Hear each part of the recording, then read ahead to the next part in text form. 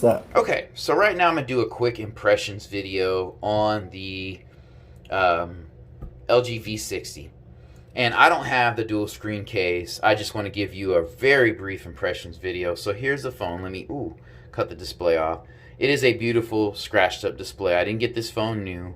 But this phone is a fingerprint magnet. I really like the design and the size. It is LG did bite off the S10 line, but it's a good design. It doesn't look super outdated.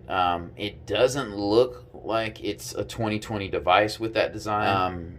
Yeah, and the phone is not small. It's not the slimmest phone, but it does retain it feels solid in the hand. Sound quality is good. The screen is good, even though it's just 1080p, but it's a 6.8-inch display. So that's been really good. This headphone jack in 2020 is crazy to have. The cameras are good on the phone. LG makes good cameras.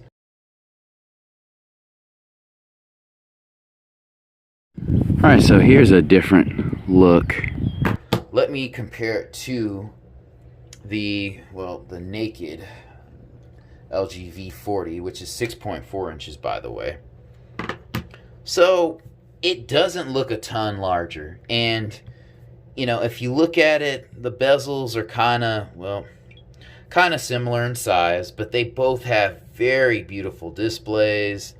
I love both of these phones. This V60 is a continuation of great work by LG, in my opinion.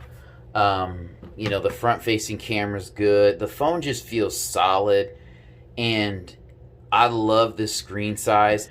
This phone is what I would say is function over fashion, and I really feel like LG has been really good at executing that. It's not the sexiest to have a non-curved display because the phone just, it's the screen to body ratio is just not there. In conclusion, huge screen, great screen, headphone jack, great speakers, great cameras, great processor, good amount of RAM. It has 8 gigs, and it's just a solid phone. Very underrated, and you'll be able to get it on the cheap versus a Note.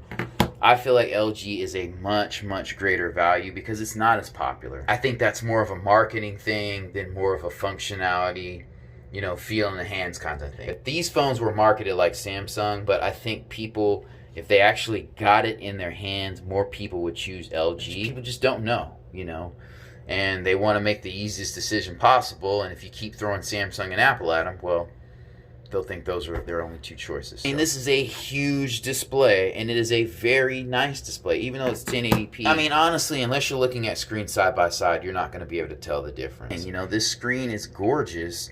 It's very nice.